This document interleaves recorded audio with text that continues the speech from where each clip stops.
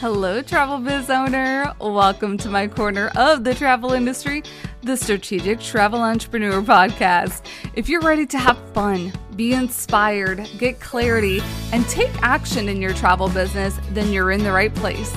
Let's jump in. Hello, everyone. Welcome back to another episode. I have another repeat guest onto the podcast, and Sahara's coming back. She is the founder of the Travel Coach Network, and you can listen to her previously. We dive in really on travel coaching back on episode 68 that happened last summer. But what piqued my interest this time to have her on is that they just had a survey with the Travel Coach Network on travel motivations. And I just inner chuckled at what the travel motivations really are versus all those things that are marketed to us, like lower stress, lifelong memories, explore, discover, rest, and relaxation. Yeah, all of those were on the lower end of the spectrum of motivations. So let's dive in a little bit deeper in how we can use some of the findings for marketing and just to help out clients a little bit better on their travel journey. So welcome back, Sahara.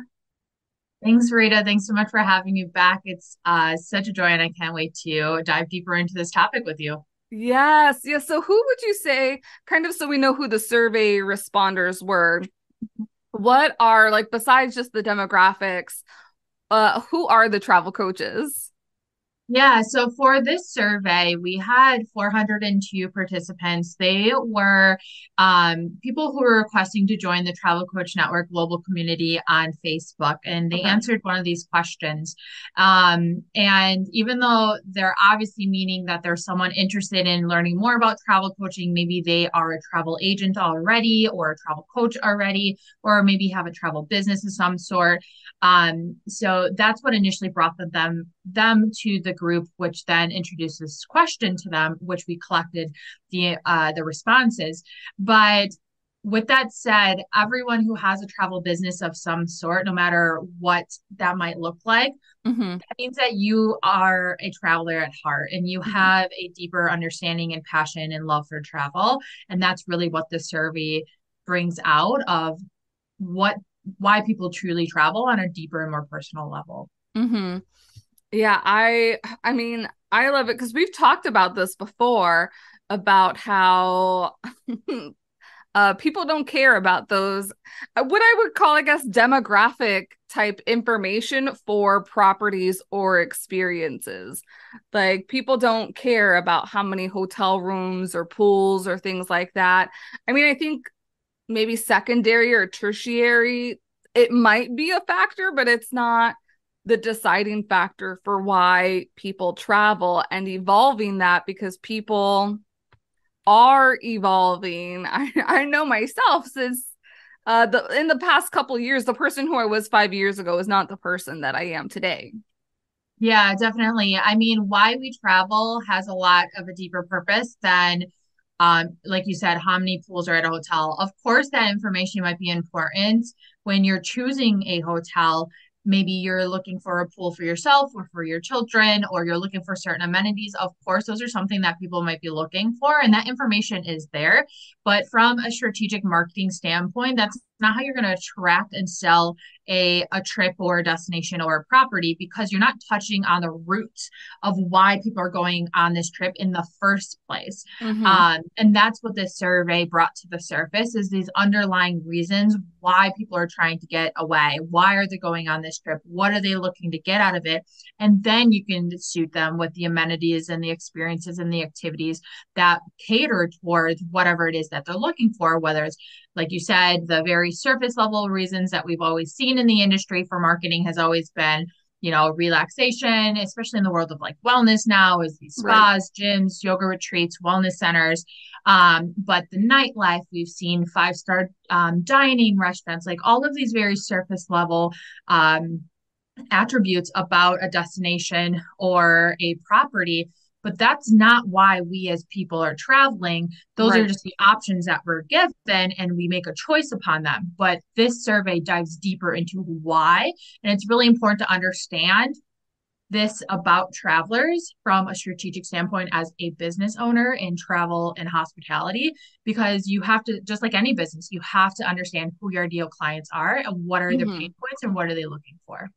Exactly. And that's what I tell, like when I'm working with advisors in the industry, like that's something that I try to peel. It's like, and I always like go back to the analogy of like Shrek with the onion. And so you might start off with, well, I like to travel. Okay, so why do you like to travel? Okay, why is that important to you? And like keep peeling and peeling and peeling, being like, okay, that's what needs to be in your marketing. It's not because you like to travel or your travelers like to travel. And it's not because this looks like an amazing experience. There's more that's a little bit deeper. And one of the really great examples, like before we had started recording, I was like, oh my gosh, I think this is why certain things on mass market cruising just aren't clicking or connecting with me anymore. Like, I like the experience about being on the open ocean, but the daily activities are no longer something that I'm like, yes, let's do this. I don't want to be at a poolside competition. I don't want to be sold into like the jewelry stores or anything like that. And a lot of the reasons are some of the top things that were outlined from the survey. I say that one because I want to start diving in the top reasons, the top motivations, and two, also thinking like my supplier friends, I think you need to be paying attention to this to be changing the way that you're providing programming or experiences for your travel products as well. Yeah, definitely. I mean, I see and I hear that a lot, especially when it comes to cruising. Very little has evolved in the cruising industry, and what I see happening is they're adding more amenities to the onboard Right. experience, as they call it. And that just means how many restaurants that they have, the type of cuisine they're serving, the type of activities and entertainment and the shopping and all of that stuff. But that's not why we go on a cruise. Cruise is in the travel industry. We're looking to travel. We're looking for a Right. travel experience. So what about the destinations can we tap into, and how can we immerse into that can really change these experiences? I remember reading or seeing a webinar on a about a river cruise that was introducing this new wellness aspect, and I chuckle here because it just really blew my mind that this is what they were talking about when it came to their innovative idea for wellness. Right. And what it was they added a pickleball court to the top level. Mm-hmm. And they're like, imagine playing pickleball while cruising down this river, with Denmark and all of these things on the outside. I'm like, well, who's looking at the beautiful landscape and enjoying the destination if you're looking at a ball and a racket? So, you know, even though that's one thing that someone might be like to do, I wouldn't put that under the category of a wellness travel experience. No. Come on, like where do we draw the line with all of that? And I know wellness means something different to everyone, but when we're talking about the tourism industry, we really have to start rethinking our approach to what we call an experience and how that impacts the traveler. Right. Right. So let's go into the number one reason came out to be personal development and transformation. What does transformation mean to you? Like before we get into some of the things that came under that umbrella. Yeah, that's a really great question because that's something that I always have my travel coaches ask themselves, because travel transformation can mean something different. A Hmm. transformative experience can mean something different to everyone. But in Hmm. your own business, you have to define what that means for your ideal clients. But essentially, a transformation is just leaving differently from an experience than how you got there. So it changed you in some way. So whether that transformation was spiritually, mentally, emotionally, physically, um, you are just truly impacted by this travel experience, and it just changed your mindset or something in some way. And do you think that I know it obviously says for personal development and transportation. Transformation. Yes, yes. But I'm also thinking like some of my biggest transformations through travel were totally unintentional. Like I wasn't expecting it to happen. Right. Yeah, absolutely. Which is the thing. Like, we don't often plan for a transformation, but what we can do is set an intention for a trip. So, what are we looking to get out of this? Like, we maybe need to go on a solo journey because we have lost who we are and what we want out of life, and we're seeking happiness and figuring out what that looks like for ourselves. And we don't know where this journey is going to take us, but along the way, we are impacted, whether it was from a conversation we had with someone or an experience we had or something that we saw or how we're involved and immersed into the culture, whatever it might be, we left being transformed. So yes, of course we can't necessarily plan our transformation, but that's what I mean by really getting to the roots of what your ideal clients are looking for so you can help them have these transformative experiences that they are in search of. It's interesting that you mentioned this because as you were speaking, I'm like, I feel like that's what's been lost specifically in the travel advisor industry is that we focus so much on the sales aspect and not on the catering to human needs aspect and the human motivations aspect. I'm not saying everybody does it, but I think like especially when we talk about and I think about like different conferences that happen in the industry, that's not what's being talked about.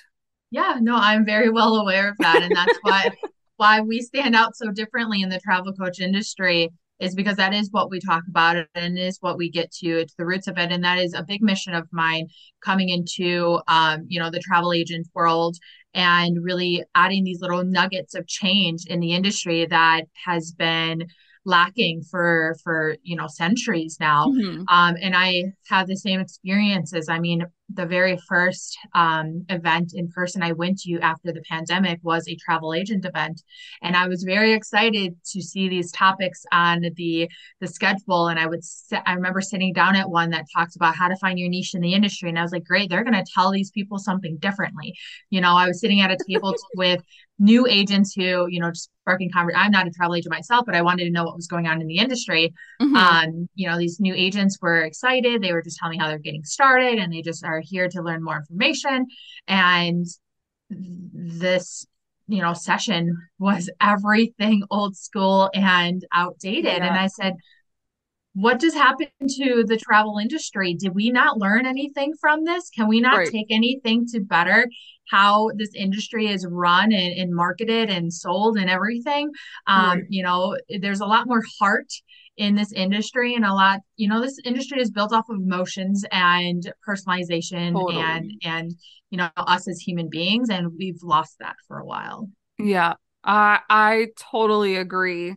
So kind of like going back to personal development, Mhm. it means an opportunity for personal growth, for self-discovery, a source of fulfillment, to be your authentic self. I loved reading that one, to be your authentic self, because it also, a lot of this and the findings are very thought provoking. So if you haven't read through everything, like make sure and like not, it's not just surface level, but how does it resonate with you? Because finding your authentic self, I think it's like something that I like to talk about. It's like when you're physically getting away, like you don't have the responsibilities, you're not worried about this happening or that not happening. Like you can truly be in this space of maybe you weren't necessarily looking for yourself, but you find out different things about yourself along whatever journey it is. And that's for me. I do a lot of cruising. That's why I like cruising because I love being on the balcony. I love like having the open waters out to me, like whether it's ocean or river, and just being able to take it all in and being like, it just feels right. And there's a sense of magic that happens with the water for me. Yeah, I mean, that's the power of the blue spaces. Yeah, this category of personal development, again, these answers came from the all of the responses that we got. So people said this. There weren't options that were given for them to check mark which ones that they choose. These are just Okay. authentic answers that were provided, and we collected all of them and put them into these categories. So with under personal development slash we call it self-discovery is like you said fulfillment. People said they were looking to feel more fulfilled. They wanted to feel more like themselves and figure out who they wanted to be as a person. Of course, Hmm. transformation is in there. They wanted to feel something different in their life. They wanted to feel empowered. They wanted to gain more confidence. Yes. They wanted to challenge themselves and get out of their comfort zones. They want to enrich their lives. They wanted self love and they go on spiritual journeys. All of this was under that personal development category. And these are things that people said that travel did for them, why Hmm. they were turning to travel.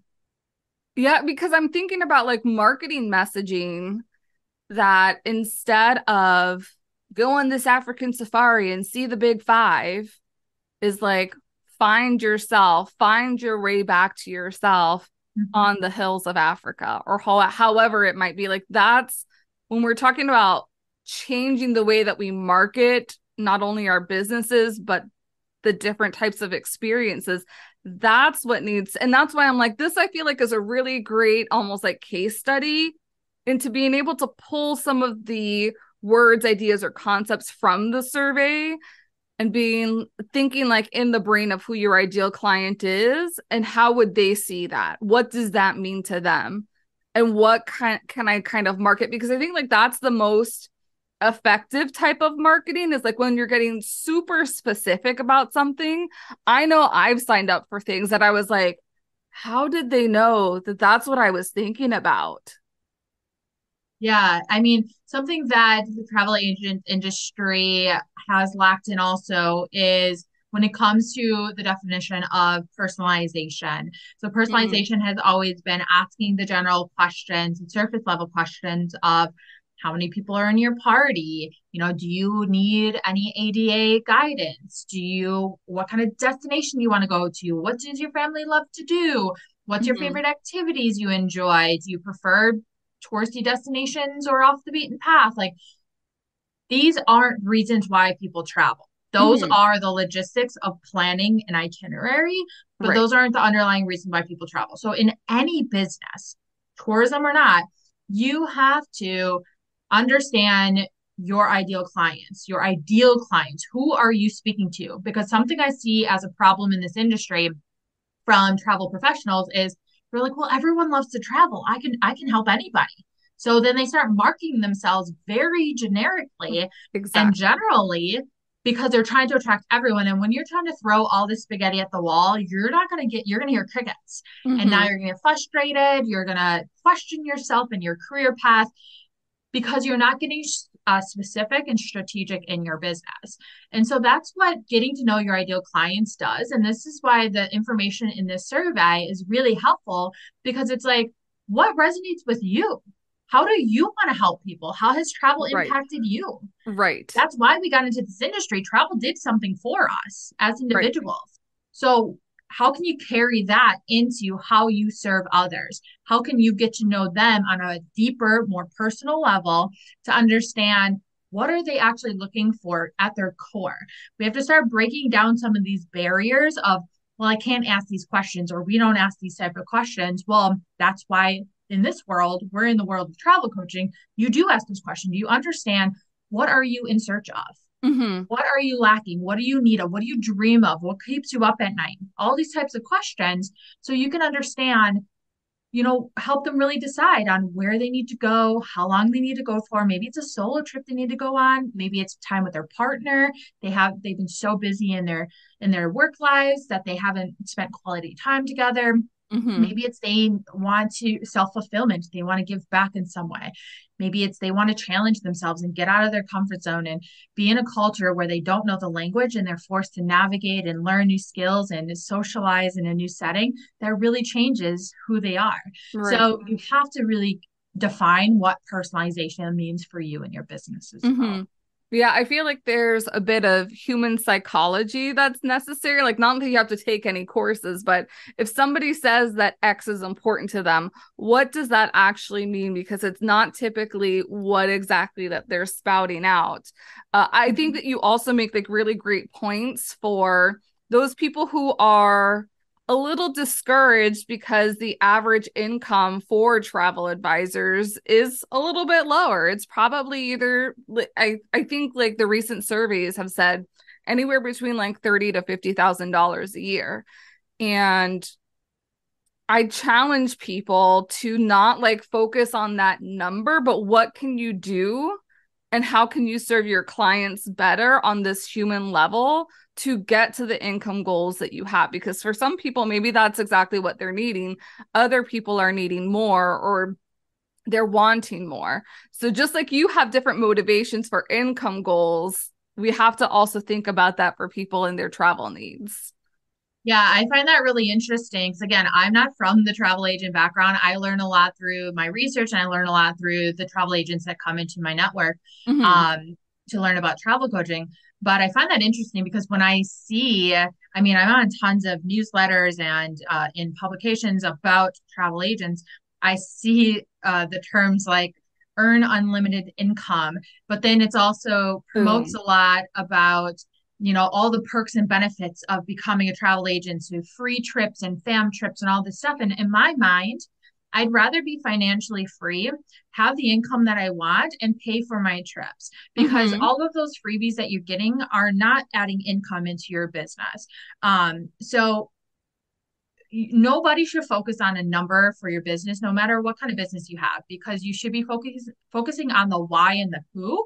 And Right. therefore, in the end, your business, if you're doing it right, will grow to wherever it is that you wanted to go if you're doing it strategically. So that's why it's really important to, get rid of these old school approaches to how this travel agent industry, and rethink how we connect with clients, attract clients, work with clients, serve them, sell travel, add revenue streams. There's so many other different things that you can do that I've heard that Yes.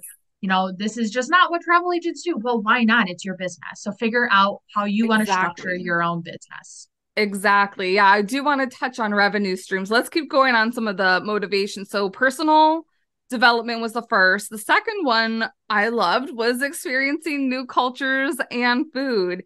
And that's really meant through indulging. I love the word indulging. And that's like a term that you can use in your marketing is indulging and learning about the diverse cuisines, traditions, customs of the various cultures around the world. Mhm. Yeah, so when I hear this often, because when I'm working with my travel coaches and one-on-ones with them in our program, and I ask them, well, why do you travel? Why did you start traveling? And they're like, well, I like to, experience new cultures, see new sites. Again, that means nothing. Hmm. What does experiencing and learning about a new culture, what does that do for you? What does that do Hmm. for your travelers? How can that impact them? So as a travel agent, don't market, we hear terms like immersive cultural experience or immersed in the culture. What does that mean and why? Why should they Exactly. care? You should always, in any business you have, explain why your ideal client should care about this. Hmm. Why should they want to go on this travel experience? What's it going to do for them? Right. We make purchasing decisions, we opt into things because we're looking at for how is it going to benefit us? So how is this trip immersing in culture going to benefit them as the individual? And that's what we have to start thinking about because we hear this a lot. So like you said, number two was learning about new cultures and experiencing new cultures, which includes like trying new foods, which is all part of the cultural experience. But Hmm. you have to dig deeper than that as well. What does this do for you? What does going to the local market and trying something that you've never tried before, or seeing food that you never seen before, or communicating with the locals in, however it is that you have to do it because you don't speak the language, and what does that experience do for you? There's a reason why people go to places that they don't speak the language and they end up living there for quite some time because Hmm. it really does something for them. So you have to get to the roots of like, what does a cultural experience do for your clients and not just promote, immersive cultural experiences. Right. It makes me think of there's like an example that's out there that they tell a lot of people for marketing that when you're going to like the home improvement store, they're not selling the hammer or they're not selling like the drywall. They're selling you the concept of you being able to fill in the hole. You have a hole in the wall, it needs to be filled in. So what do you need to do to get there? And Mhm. kind of like doing that reverse engineering that yes, you might want to be doing this experience, but it's because of this other motivation that you're wanting to do that experience. Yeah, I read an article earlier this year that was on the 2022 Global Economic Forum, and a panel was up there talking about travel. And they asked one of the panelists, who was like a CEO of some like big funding company, and they said, if you had $1 billion, where would you invest it? And they said into wellness. And then he said, but the industry is changing because people aren't choosing the destinations first. They're choosing the experiences they're looking for first. Mm, Then the destinations come into play. And we're seeing the complete opposite of that over the past, centuries in the travel agent world, or the travel yeah, industry is, you know, here's Fiji. Look how beautiful it is. Come visit Fiji. Look at our great hotels. Or here's Jamaica. Look at the beautiful waters. And, here's the great scenery. Come to Jamaica. But that's not going to be working anymore. It right. already, if that was the case, travel agent incomes would be a lot more than what you stated here. People are choosing the experience based off what they're personally in need of, and then what destination will satisfy that. I love that you bring that up too, because one of my colleagues in the industry recently went on a trip to Bali and like was showing the process of like going, I guess it's like through a different temple, but like a water and like there was something with water and blessing and like cleansing and purification. And that spoke more to me, like that experience spoke more to me than let's go to Bali. And like you should visit Bali. And so I like it just, I'm like, that's a really great example of how that is like putting the experiences out there first, Mhm. as opposed to the destinations and look at all the things that you can do in this destination. Yeah, you have to touch on the roots of people's mental, emotional, physical, spiritual, social wellness needs, and that's what we turn to travel for. There's been decades worth of research on these different benefits of travel that hasn't been tapped into, and that's something that when I first started my wellness travel coaching business, and I work in the corporate space, that I was introducing into that corporate world, because I said this information is incredible. No one's using this of how travel and why people travel for these various benefits. Like you just said, being on the open waters on cruising, there's a reason to it. There's science behind that. Blue spaces, it's very calming. It reduces stress and anxiety. There's so much research and books and everything on the power of blue and green spaces. Mm. During the pandemic, doctors in England were prescribing time in nature for patients who struggled with anxiety and Wow. depression.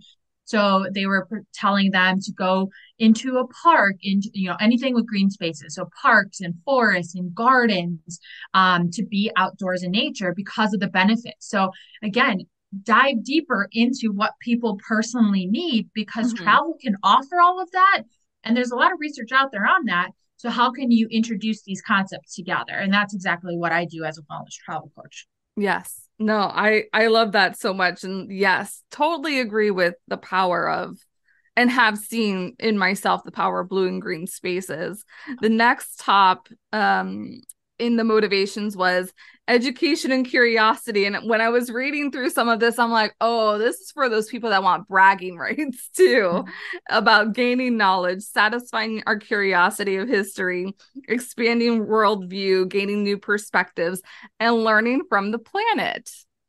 Yeah, I found this one interesting, that it was so high up, but it really was. People wanted new perspectives. They wanted to understand other cultures. They Hmm. wanted to learn about history.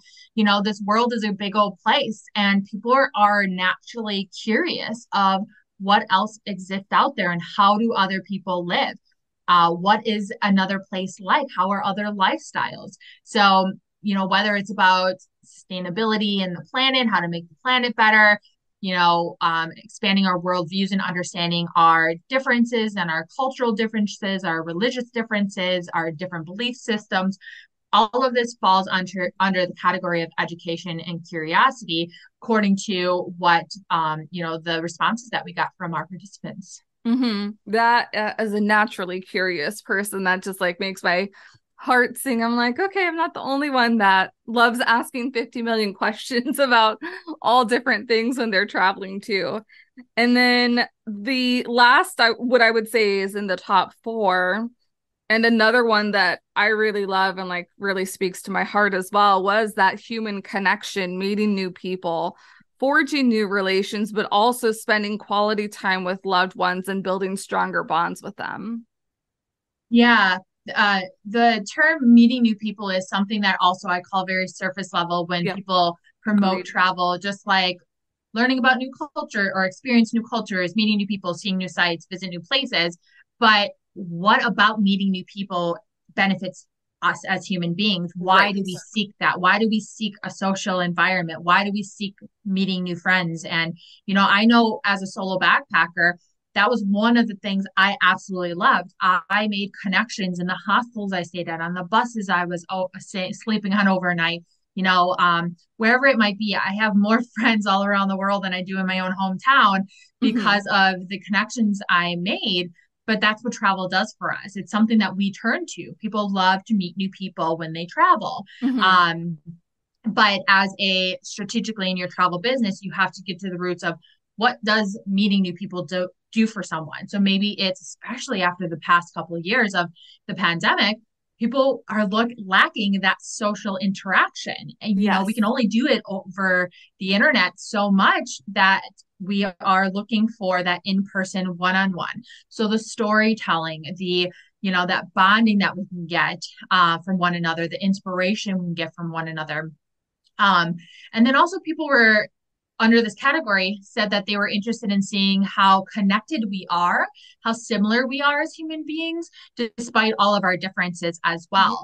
So Yeah. it's still showing that we are united in this world. And I found that interesting that people were so interested in that, saying that I really love learning about, despite how different we are, we really are very similar, which is something that I touched on in my TEDx talk. So to see the results from some of our respondents saying the same thing. And then, of course, spending quality time with your loved ones. So if you work in family travel is your niche or group travel, so that quality time, whether it's with your partner, your friend. I know I traveled a lot with my mom and it gave us Hmm. quality time. So again, go beneath the surface of how that can benefit them and paint the picture of what their life and relationships can look like while having these travel experiences. Yeah, no, I was just thinking about how powerful like a tagline of like finding unity among blank experience, like how powerful that is and how like life-changing, life-altering that can be for somebody who has been like craving that but didn't like really understand, because I think that's also part of it is like people, us innately, like we don't totally understand unless like what we're also needing, unless it's kind of like brought out or like there's some sort of word and you're like, that's exactly what I've been lacking, missing, wanting, Well, fill in that the should be the blank power of here. marketing, Mm-hmm. and that's what the travel industry, in my beliefs, has been missing is this effective marketing Mm-hmm. in a world that's so emotional and personal like travel. Right. If you get it right, if you understand your ideal clients to their roots and you include that their pain points into your marketing, your messaging, your outreach, they will get it. So you have to paint this picture by keeping in mind who your ideal client is and what they're looking for, and not on a surface level. I'm not Mm-hmm. talking about what airline they prefer, what hotel chain they prefer, but on a deeper level, what are they really looking for? Are they looking for a sense of freedom, a lack of judgment? Are they looking for finding their purpose? Are they looking for happiness and joy and excitement again? Are they looking for, um, you know, finding themselves after a traumatic event in life or Mm-hmm. went through a divorce or heartbreak or a loss of a loved one, or they're struggling with grief? How can travel paint that picture of how a travel experience can really benefit them, because that's why we turn to travel in the first place. Mm-hmm. I mean, I'm just thinking about all the different experiences that I've had in the past couple years that were not like intentionally booked. Like I remember a trip to New Hampshire to visit one of my really good friends. And that was like in the heart of the pandemic. And I was not like having a great time. I was dealing with a lot of things with my autoimmune disease and how transformative that trip was. And it wasn't even meant to be something like that. It was just meant to connect with each other again. Mhm. And you But just that's one never one thing know. you were looking for was a connection. Is you said it Hmm. was in the heart of the pandemic. You're looking for that social connection. You're probably feeling isolated and lost and unhappy, and you were going through struggles. You were looking for some sort of a change in feeling. These are Hmm. the things I always say. Yeah. We don't Change in sell feeling. yeah, we don't sell travel. No one buys a trip. No one buys travel ever. Hmm. What we're opting into, what we're buying, what we're handing our money over for is a change, a transformation, a new feeling, a certain outcome, hopeful of a solution. That's why we buy anything. So I always give the Yeah. example of like diet products. We see diet products all the time, and you always will see in the advertisement a before and after picture. Right. That's what people are buying. They're buying into that transformation, that change. They want more confidence. They want to feel better about themselves. They want to look different physically. They want to feel different spiritually. They want to be able to be outdoors with their friends and be more social. They're not buying the bottle of diet pills that is being sold. They're going to give their money over for that because that's going to give them the solution or outcome that they're in hopes of based on the transformation that they're looking.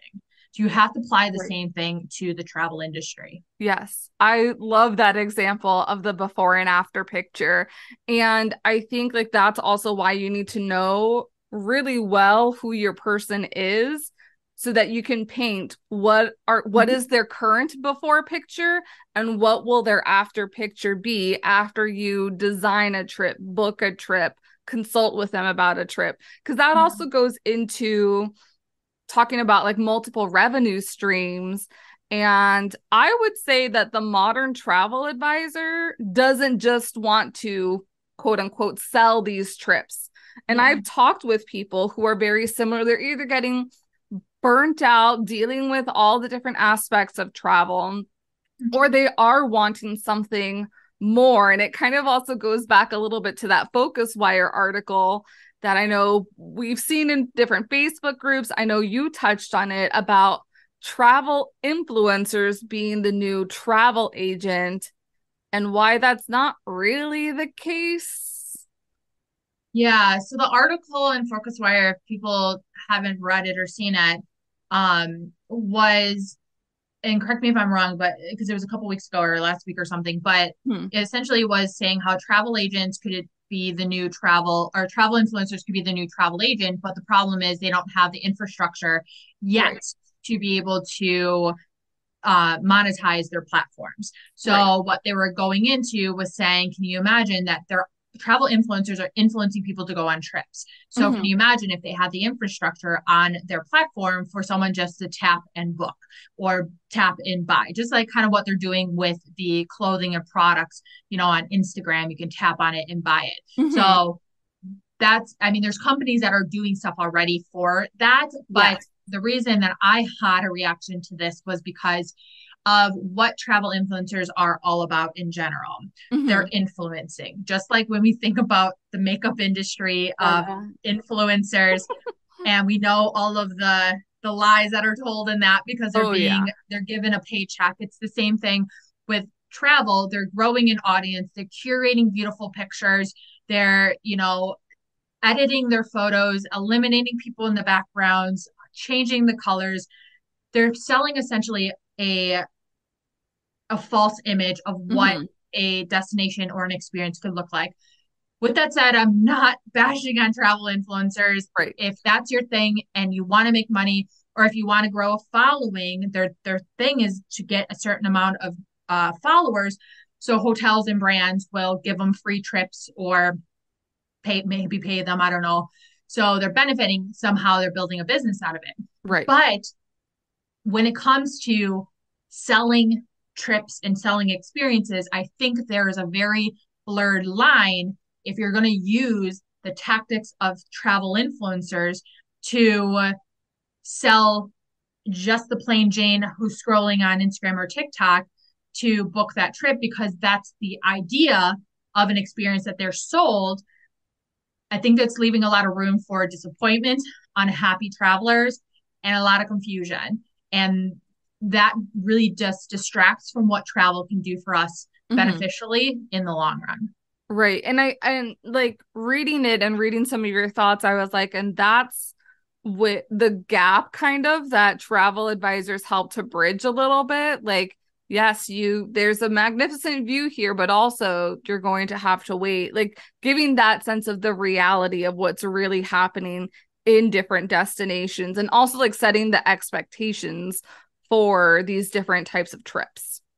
Yeah, but I don't see that happening in the travel influencer world because their whole point is to sell a pretty picture, Right. pretty video. I mean, I've Right. seen it time and time again. I've seen, them running off the dock in, the Maldives and jumping into the water and standing over the glass bottom in this bungalow.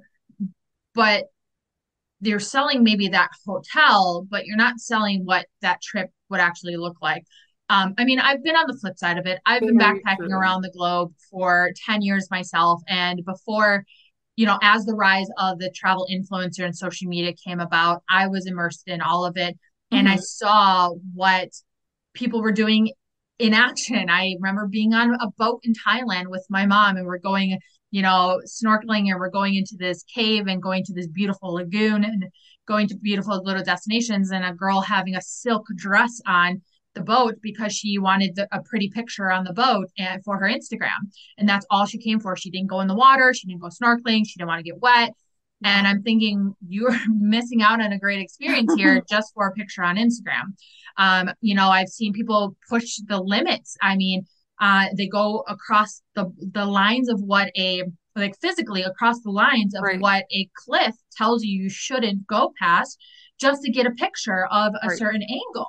I've seen it. I've seen signs. I've seen people, put themselves in danger to get this picture because they're travel influencers. What are you influencing? Danger and disobeying the locals and what they want from Right. you. From Are you influencing people not to actually partake in the activities? I've been to the Taj Mahal. I've seen pictures on Instagram of the Taj Mahal, and I don't know how that those people got absolutely no one in the background because India is a very busy place with lots of people, and I sure my picture doesn't look like that. I don't know what time of day or how much they paid to close the Taj Mahal for that one photo, Right. but they did something, and what they did was editing people out of the background. So what are you actually selling? What? That's what I'm just saying. If I were to buy that go to the Taj Mahal because Mhm. of a video or a picture I saw on Instagram, and I really got there and realized the hustle and bustle and the craziness of really what goes on in India and that destination, and I wasn't going to get a similar picture, I'd be pretty disappointed, Right. in what I was sold. It's just like any product that we buy too. We can't bait and switch our clients. And that's why I feel like there's a lot that needs to change in the travel influencer world if it goes in the direction of what that article says.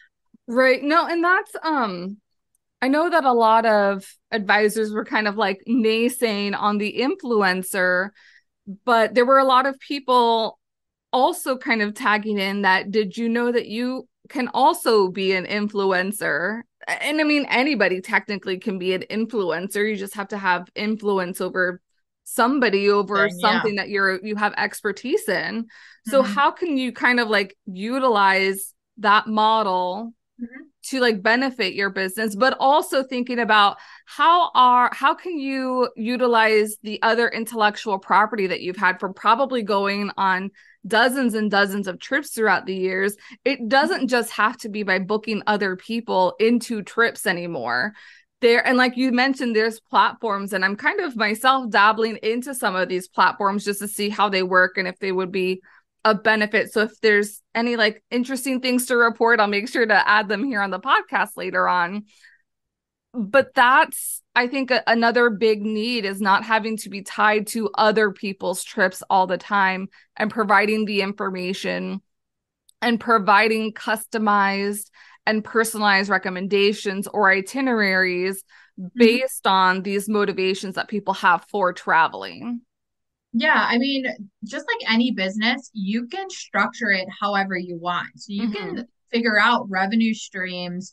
Just because you're a travel agent, earning commissions is not the only way that you need to make money. Right. And you also don't need to do it in an inauthentic way that doesn't feel right for you. Because what I've heard from some travel agents is that, well, the resources I've been given or trained or told about, the insurance companies that they have me, send people to really are so expensive. That's not what I want to send my people to. I would rather send them somewhere else where I don't get commission, or book them on these tours that are just so expensive that I don't feel right, telling them about it or Hmm. having them book it. Or using certain companies or only booking hotels because I'm not allowed to book Airbnb or have them stay at Airbnbs or a different type of accommodation because I don't get commission from it. Hmm. So you have to figure out what business model works for you. If you're Right. going to have a business, you have to align it with your values and figure out what your values are. There's We're in a day and age right now where there are so many different opportunities of how to generate revenue online. So Yes. it's figuring out to you, what do you enjoy doing? What are your interests? What's your vision for your business? You can have a blog that has affiliate links and you can promote and Yes. send people only to your favorite um, group tours or your favorite hotels or your favorite whatever it might be, travel products that you really enjoy. Like, Hmm. do it in a way that feels genuine to you. Um, and there's just a lot of different things you can do it for revenue streams into your business. You can add, obviously I'm biased here, but coaching packages on top of that and how you Right. work with clients. So it doesn't have to be about taking full control over their itineraries, but really taking them on this transformative journey that's not just while they're traveling, but it's, kind of like this life coaching aspect of really helping them use this entire trip to really change their life or get the goals or the impact that they're looking for. Hmm. Yeah. And kind of segueing into that, I know that you have that beginner's guide to travel coaching. So can you tell us a little bit more about that? Yeah, so we do have our free beginner's guide to travel coaching. It is a really great resource to get started on your own. It really gets you thinking deeper about what travel has done for you. Because when you can go, if you can better understand yourself and what travel has done for you and what got you to want to help others with travel, it makes it a lot easier to identify who you want to serve, how do you want to help people, and what kind of experiences you want to help provide them with. And oftentimes, this foundation that every business needs gets overlooked. And we think about the revenue streams right away, or we think about the beautiful website we want to build right away. But you have to get to build a foundation for yourself. So this freebie is something that really helps a lot. And the feedback I got from it, from just emails from people who have downloaded it, they said it's one of the greatest resources that they've had thus far. And then they end up coming into the program because it gave so much value to them. I just created it because I knew that I put everything that I wanted people who I wanted people to think outside the box of what they could do Hmm. for their own travel business. So I created this workbook Oh, I for love you to be that. able to do that. Awesome. Well, I personally can't wait to dive into that as well. Thank you again so much like for sharing a little bit and diving deep into the results of this survey. And I hope that like for everyone that's been listening, they've been able to take at least something to reshape the way at least they develop and put marketing messages out for their clients and maybe even think a little bit broadly on the horizon on how else you can monetize that travel business too. Yeah, definitely. I mean, we times are changing. They have Mhm. already changed. The industry has changed and everything's evolving and it's going more towards that foundation of why we as human beings travel and what travel does for us on a deeper level. So you have to think ahead of the game and think Mhm. outside the box, and build a business that really is true to yourself. Yes. Yes. And you say that, and I think of there has been such a boom and is still such a boom on travel technology, specifically on different facets of travel, whether it's to help travel advisors, to help travel creators, to help travelers. And so I think like that is a good indicator too, that there is so much opportunity in various different avenues to do really great in this business overall. Yeah, yeah. So it just takes time to do some self-reflecting on what are you interested in doing in your business and how can you create revenue streams and set yourself up for a business of whether it's passive income streams, semi-passive income streams, if you want to book trips for people and have it be, work with them directly. So it's really, you can do anything and create your own business. And that's really the future of where the travel agent business is going. We already saw it with the evolution of the travel advisor title because travel agents wear many hats. Right. And we're going to be wearing even more that are on a more personal lifestyle guru type of direction as well. Yep, totally agree. Well, where can people start following you? I know you're pretty active on LinkedIn just to stay in touch. Yeah, well, you can, if you want to learn more about travel coaching, you can go to thetravelcoachnetwork.com. We're on Facebook and Instagram at the Travel Coach Network as well. You can find me, Sahara Rose, the travel coach, on Facebook, Instagram, TikTok, and Sahara Rose De Vore on LinkedIn. Love it. And then we'll make sure to have some of those links up on the show description, as well as that beginner's guide to travel coaching. Again, thank you, Sahara, for being on here and sharing a ton. I always learn and I love connecting with you on this platform just to be able to help other people think outside of the norms within the industry as well. Thank you, Rita. Thanks so much for having me again on your podcast. Thank you. And thank you, listeners, for tuning in. We'll see you next week. Thanks for joining me on the podcast today. Remember to check out the show notes for all relevant links and resources from today's show. See you next time.